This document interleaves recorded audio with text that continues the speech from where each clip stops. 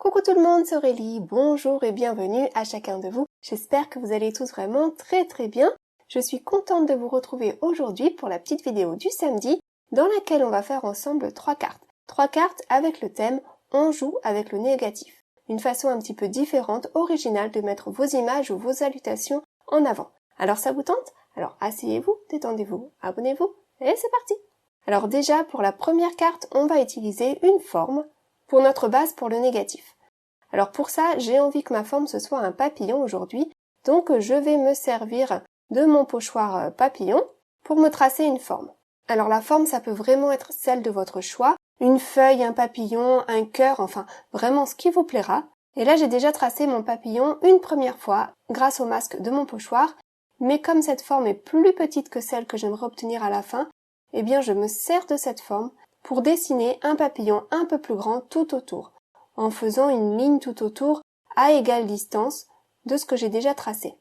Donc le premier papillon, il me sert juste de guide pour m'aider à tracer un papillon plus grand qui soit quand même plus ou moins symétrique. Et une fois que c'est fait, eh bien je me sers de ma deuxième ligne du coup pour découper la forme de mon papillon. Donc vous voyez, on fait avec les moyens du bord, avec ce qu'on a. Si vous avez une matrice de coupe qui vous découpe un contour de papillon comme celui-ci, eh ben c'est génial, moi j'en avais pas. Sinon, vous pouvez vraiment prendre une autre forme. Par exemple, dans la carte qui m'avait inspiré, la personne utilisait un grand cœur et ça faisait vraiment super chouette. Donc je découpe ça tranquillement et voilà, ça y est, j'ai mon petit papillon qui est prêt. Bien, il me convient très bien. Regardez, il est un peu plus grand que le masque que j'ai utilisé. Et donc ça, c'est ce qui va me servir de base pour faire ma technique du négatif. Mais avant ça, eh bien, je vais me faire un petit fond. Et pour ça, je vais récupérer juste des chutes que j'ai dans mon tiroir, parce que en fait, mon massicot, quand je découpe mes panneaux, eh bien, je le pose sur un tiroir. Et donc, tous les morceaux que je découpe, eh bien, ils tombent dans le tiroir. Donc, au bout d'un moment, eh bien, je peux récupérer toutes mes chutes. Et là, j'ai décidé d'en utiliser quelques-unes pour me faire un petit fond rapide avec quelques couleurs. Et vous voyez, j'ai pris des bandes de différentes couleurs, de différentes largeurs, et je les ai juste collées les unes contre les autres au milieu d'un panneau blanc. Donc ça se fait assez rapidement. Et puis ensuite, une fois que c'est fait, je vais pouvoir découper tout ce qui dépasse. Donc là, j'ai cherché à les mettre horizontales, donc c'est pour ça que je me suis aidée de ma petite grille pour bien coller ça droit. Et puis, j'ai cherché vraiment à mettre ma bande de décoration bien au milieu. Donc une fois que c'est découpé, là, je vais quand même redécouper un petit peu tous les côtés. Et puis ensuite, je vais pouvoir donc positionner mon papillon par-dessus ça. Et la matrice de coupe que j'ai choisie, c'est celle qui dit coucou. Je vais également la positionner donc sur mon papillon. J'ai envie que du coup, au travers du papillon, on aperçoive les couleurs une fois que le mot sera découpé. Mais bien sûr, j'ai aussi envie qu'on aperçoive la bande de part et d'autre du papillon. Donc je découpe ça au écran et voilà ce que ça donne. Vous voyez, le mot est découpé. Au travers, on peut apercevoir les couleurs. Là, c'est pas mal comme ça. Mais vous me connaissez, je suis peut-être un peu trop perfectionniste parfois. Mais là, j'ai eu envie de remettre l'intérieur des deux hauts du mot coucou. Parce que là, comme ça, c'est lisible, mais je pense que ça sera quand même plus lisible si l'intérieur des mots est remis en place. Donc du coup, étape facultative, mais je prends un morceau de rhodoïde qui traînait, je le redécoupe à la bonne taille pour pouvoir venir cacher ça au dos de mon papillon, et pour qu'il soit juste suffisamment grand pour couvrir l'entièreté du mot coucou. D'accord? Donc ensuite, au dos du papillon, je mets de la colle tout autour du mot, et dans tous les petits recoins là qui vont dépasser pour que ce soit bien maintenu en place. Et puis je peux coller donc mon plastique transparent au dos. Et ça va me servir de support pour venir recoller l'intérieur des lettres. Donc du coup je récupère les deux petits morceaux du milieu des hauts. Je mets 2 petits points de colle sur mon rhodoïde et je peux venir coller l'intérieur des hauts à la bonne place. Et du coup ça reconstitue mon mot un petit peu mieux en quelque sorte. Et là je trouve que c'est plus lisible. Donc c'est facultatif, on arrivait déjà à lire sans, mais je préfère comme ça. Du coup, eh bien voilà, je vais pouvoir venir positionner mon papillon comme ceci sur le devant, mais là je regarde ça et je trouve que ça manque d'un petit quelque chose. Et vous me connaissez, quand ça manque de quelque chose et que je sais pas trop quoi ajouter, eh bien je rajoute des petites gouttelettes qui brillent. Donc j'ai pris ma peinture métallisée dorée, je dépose une toute petite noisette sur un bloc acrylique, avec un peu d'eau je me fais un petit mélange, et je vais venir déposer des petites gouttelettes dorées partout sur ce papillon. Alors j'aurais dû faire cette étape-là avant de mettre le rhodoïde au dos, parce que là il y a quelques petites gouttelettes qui se sont déposées sur le rhodoïde ci et là, mais franchement c'est pas grave du tout. Donc je fais ça et j'obtiens un papillon beaucoup plus intéressant avec plein de brillants partout. Voilà, donc comme ça, là ça me convient. Je vais pouvoir finir ma carte, donc j'ai été redécouper le panneau avec les bandes, j'ai mis de la mousse 3D au dos pour que ça ressorte un petit peu mieux, et je viens coller ça sur une base de carte pliée en deux. Je visse bien, et une fois que c'est bon, j'appuie. Voilà. Et puis j'ai été préparer hors écran un petit mot sur du papier noir pour un peu de contraste, un petit peu plus de peps, et ça dit juste pour toi, et je colle ça juste sous le mot coucou. Là c'est mieux, et puis ensuite du coup, eh bien, je peux mettre de la mousse 3D également au dos du papillon, comme ça il ressortira mieux. Je vais enlever toutes les petites pellicules, voilà, tranquillement, et je vais venir coller ça en place, plutôt sur la droite, mais en laissant quand même apparaître la bande colorée quand même un petit peu à droite du papillon. Et voilà, j'ai plus qu'à ajouter quelques brillants pour finir le tout. Là encore c'est facultatif, mais j'ai toujours l'impression que ma carte n'est pas terminée tant que je n'ai pas fait cette étape-là. Et voilà, ça y est. Voilà ma carte terminée. Une petite carte toute simple, je pense que je le referai parce que j'aime beaucoup cet effet. Je trouve que ça fait moderne, c'est frais, c'est léger, ça reste simple, épuré, et en même temps c'était pas compliqué à faire. Donc c'est tout à fait dans le style de carte que j'aime bien.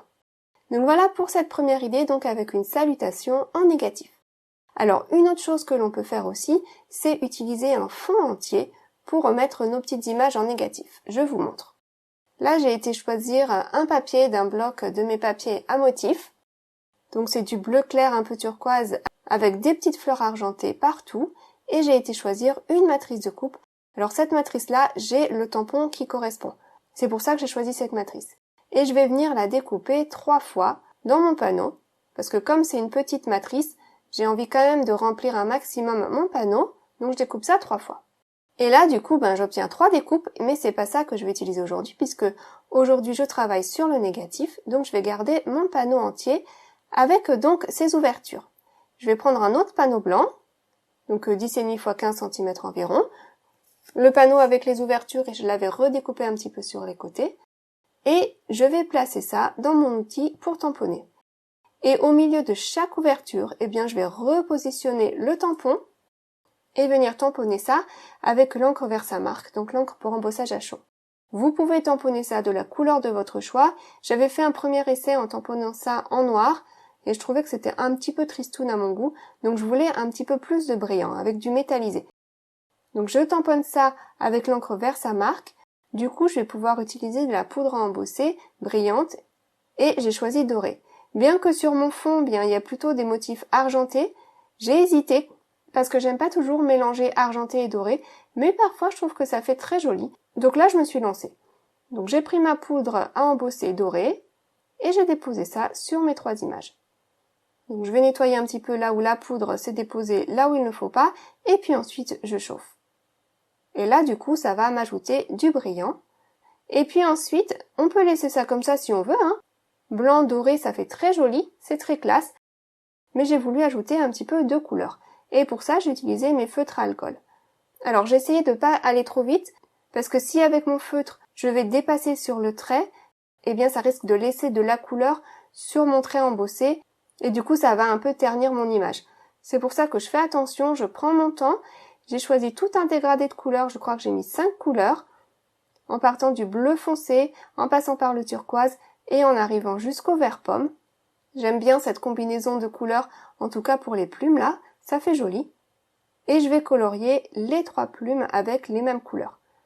Donc j'ai cherché à avoir des couleurs qui allaient bien aussi avec mon fond que je vais mettre sur le devant, vous voyez. Donc là voilà, ça y est, la première plume est déjà coloriée, je vais faire les autres hors écran, et voilà, ça y est. C'est dommage, à l'écran, je trouve que les couleurs ressortent moins bien, parce que comme le panneau de devant il est très brillant, la caméra elle a un petit peu de mal, mais je trouve que ça fait très joli en vrai. Ensuite j'ai une petite salutation qui dit juste pour toi, donc ça c'est tamponné avec de l'encre bleu foncé, et là aussi j'ai envie que ma salutation elle soit en négatif, qu'elle soit au fond et que mon panneau soit devant. Du coup je prends des repères pour connaître les dimensions de ma salutation sur le devant du panneau, d'accord ? Donc j'ai marqué les 4 coins et puis ensuite je vais tracer des traits à la règle, en vérifiant que ce soit bien équidistant de partout. Là, il faut que je refasse un peu le trait du bas. Et puis ensuite, une fois que j'ai mes repères, eh bien, je vais simplement découper ça au ciseau. Si vous préférez, vous pouvez découper au cutter. Prenez l'outil de votre choix, celui avec lequel vous êtes le plus à l'aise, et on découpe ça tranquillement. J'aurais pu aussi prendre une matrice de coupe, j'ai même pas regardé si j'en avais de la bonne taille. J'ai pris mes ciseaux et j'ai coupé ça.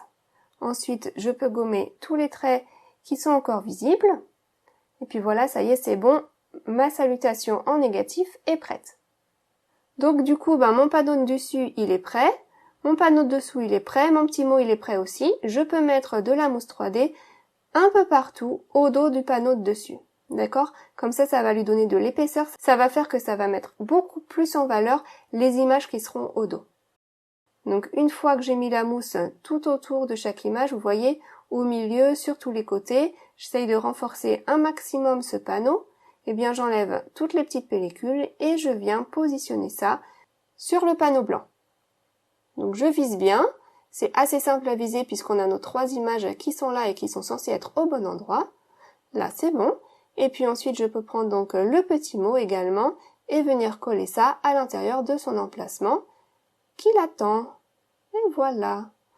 Et je trouve que cet effet-là, ça met vraiment ces images en valeur, ce petit mot en valeur, d'une façon un petit peu originale. Donc voilà, j'ai été terminer ma carte hors écran avec quelques petits brillants. Je vais essayer de vous montrer ça, mais j'ai vraiment eu du mal à capter les images à la caméra. C'est dommage, mais franchement ça rend bien. Et puis voilà, vous pouvez tester, adapter ça avec les produits que vous aurez chez vous, avec les combos matrice de coupe tampon que vous aurez chez vous. Je vous montre ça de plus près, vous voyez, ça rend vraiment super bien. Cet effet de relief inversé, c'est pas mal. Donc voilà pour cette carte-ci. Une façon originale d'utiliser vos matrices de coupe et vos tampons. Donc ça y est, on a déjà fait 2 cartes ensemble. Et bien, je vais vous montrer maintenant une 3e idée. On va utiliser le négatif d'une façon encore différente. On va utiliser la moitié du négatif. Vous allez voir. Alors déjà, eh bien, pour cette carte-ci, je vais récupérer des vieilles matrices de coupe que j'avais achetées il y a un certain temps chez Action, où il y a le papillon avec le contour qui va avec. D'accord? Donc ça va être pas mal pour ma carte là. Et je vais venir découper déjà le contour 3 fois dans un panneau blanc. Donc ça, j'ai fait ça hors écran comme ça, je gagne du temps. Donc voilà, ça y est, ça c'est découpé. Et maintenant, je vais prendre mon massicot et je vais venir couper mon négatif. Alors au milieu ou pas, vous faites comme vous voulez, vous coupez où ça vous chante. Je préfère couper ça avec ma guillotine plutôt qu'avec mon massicot qui a une lame que l'on tire, parce que sinon la lame risquerait peut-être d'accrocher un peu le papier. Vous pouvez aussi faire ça au ciseau si vous préférez. Donc voilà ce que j'obtiens, je vais garder la moitié gauche, j'aurais pu aussi garder l'autre, peu importe. Et puis ensuite, donc sur cette moitié-là, je vais déjà venir tamponner quelques petits mots. Donc le mot hello, eh bien je le mets du coup verticalement, pourquoi pas, et puis je mets un tout petit mot par-dessous, cette fois-ci horizontalement. Et puis maintenant, avec la matrice de coupe papillon, donc, j'ai été découper 9 papillons, puisque j'ai 3 emplacements que j'ai découpés avec le contour. J'ai envie de faire 3 papillons, mais avec un petit peu d'épaisseur pour que ça ressorte mieux. Donc je vais superposer 3 couches sur chaque papillon. Et mon papier, c'est du papier épais que j'ai utilisé, c'est du 250 grammes. Certains des papillons, j'ai utilisé des chutes de papier pour les découper, puisqu'ils vont se retrouver au dos, ça ne se verra pas, peu importe. Et je vais donc superposer les couches, 3 couches pour chaque papillon. Donc voilà, ça y est, ils sont prêts. Du coup, maintenant, je vais pouvoir coller mon demi négatif sur le fond que j'ai choisi. Donc ce fond-là, c'est un fond que j'avais fait il y a un certain temps avec la mousse à raser, que j'avais gardé dans ma pochette avec tous mes fonds. Je colle ça en place, je redécoupe tout ça un petit peu, là encore. Je mets de la mousse 3D au dos et je viens coller ça sur une base de cartes. Donc je vise bien pour qu'il y ait un petit liseré blanc tout autour.